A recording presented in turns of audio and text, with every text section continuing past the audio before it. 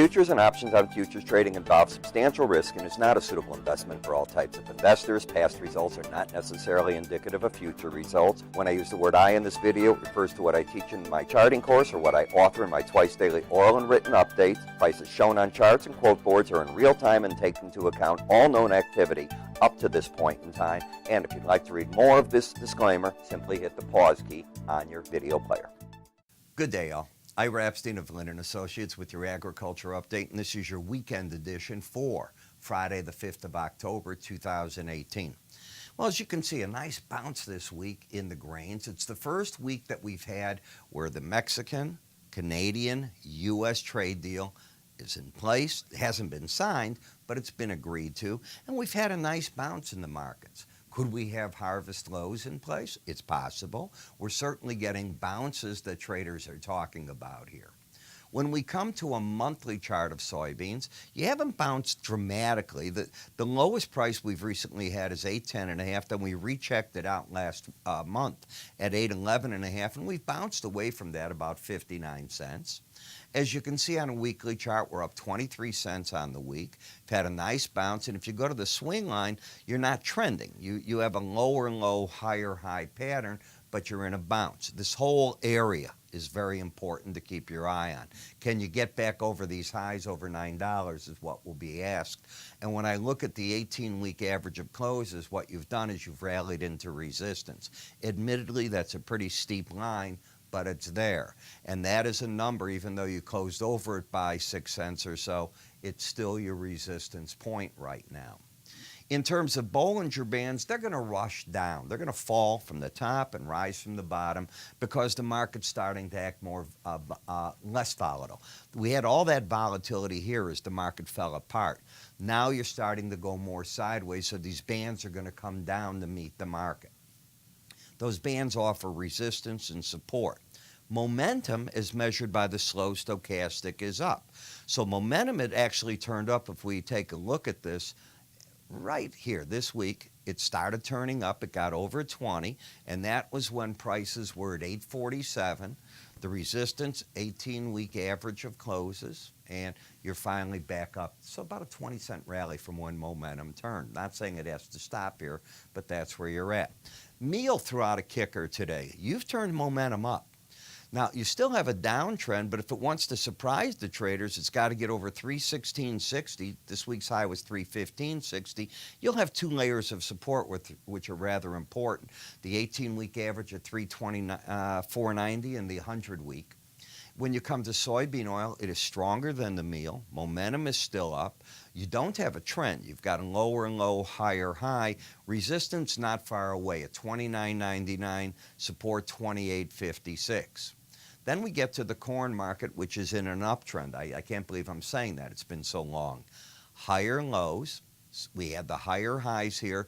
This week's high did not go through the 374.25. You're for the first time trying to stay over the 100-week and the 18-week average.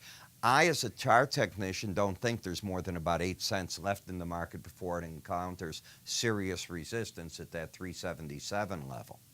Wheat is fighting for direction right here against the 18-week average.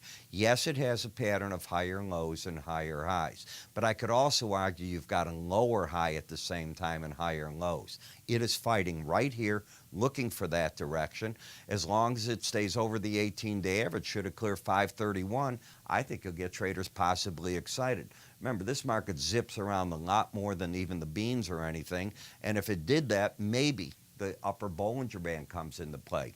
Even if it slips back on the other side, all you can do is take the upside bias away. You'd have to get all the way under 471.75 to negate what you've got.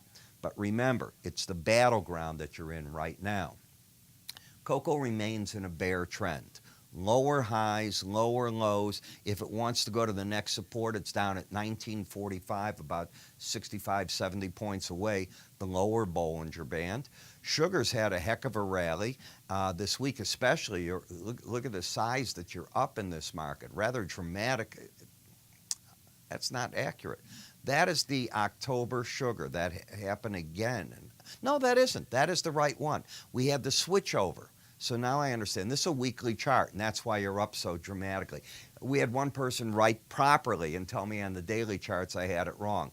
This looks like the right area, and this market should be into the resistance now at 1263. In the coffee market, lower low, higher high, and as traders know, I pointed out on the daily charts when we were doing them Monday through Thursday, you had crossed over that 18-day average, which is something you haven't done in a long time, and I think it caught the shorts.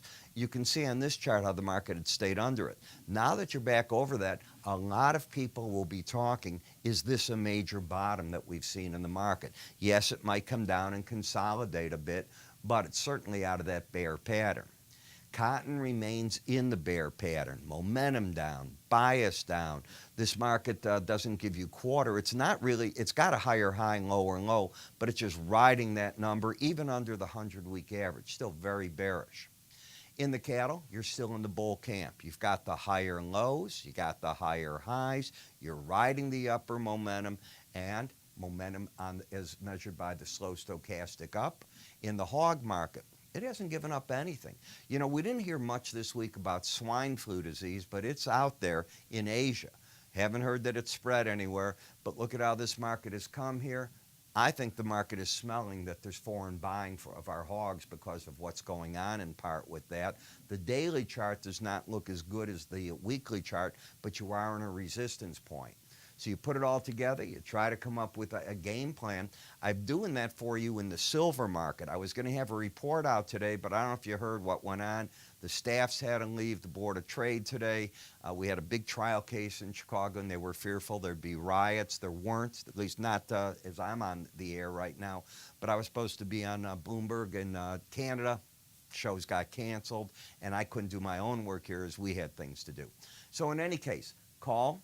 Go to our website. You can sign up. I'll have it out this week for everybody, or you can click up here. I'm Ira Epstein. You have a good day.